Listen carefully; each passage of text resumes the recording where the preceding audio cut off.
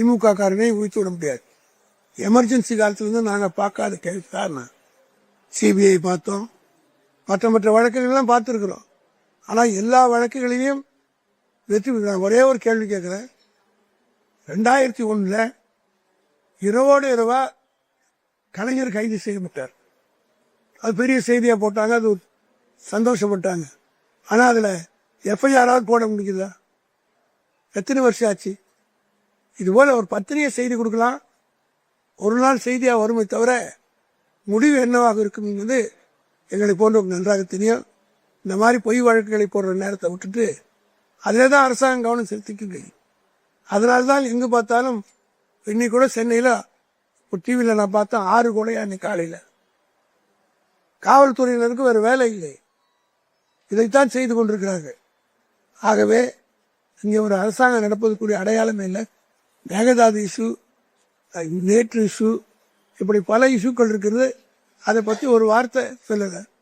இதுவரையும் நான் கேட்குறேன், அவர் போகிறாருன்னு சொல்கிறாங்களே, எப்போ போகிறார், என்ன போகிறார், ஏதாவது அஃபிஷியலாக ஒரு அனௌன்ஸ்மெண்ட் வந்துருங்க. ஆக ஒரு தெளிவில்லா சர்க்கார், ஒரு திறமையற்ற சர்க்காராக, எதுவுமே வெளிப்படைத்தன்மை இல்லாத ஒரு சர்க்காராக. அதே போல் மின்வெட்டை பற்றி நீங்கள்லாம் அமைச்சர்கள், இன்றைக்கி அமைச்சர் பேட்டி கேட்குறாங்க, பிரஸ்காரங்க கேட்குறாங்க, ஓடுறாங்க. 1900 ரூபா பில்லு வர வேண்டிய இடத்துல 17,000 ரூபா வந்திருக்குன்னு ஒரு ஆதாரத்தோடு ஒரு பத்திரிகை நிருபர் கேட்குறார். பதில் சொல்லாமல் பொறுப்பு இல்லாமல் போகிறார். இது எப்படின்னா, மின் வாரியத்தில் கூடுதலாக அமைச்சிடுறாங்க. இப்போ 1000 ரூபா கட்ட வேண்டிய இடத்துல 7,000 ரூபா வசூல் பண்ணிட்டு இந்த 7,000 ரூபாய் திருப்பி கொடுக்க போகிறதில்ல. ஆக கொஞ்சம் கொஞ்சமாக கழிச்சுக்கிறாங்க. இது ஒரு மோசடி, இது ஒரு மிஸ்அப்ராபரேஷன் தான்.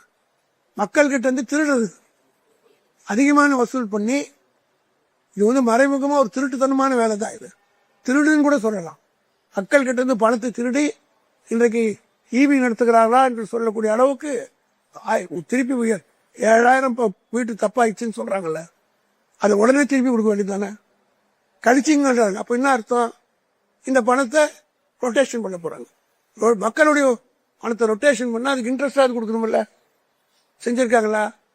இது ஒரு திருடு தான், இது ஒரு வகையான மோசடி தான், இது வகையான ஒரு மிஸ்அப்ராபரேஷன் தான்.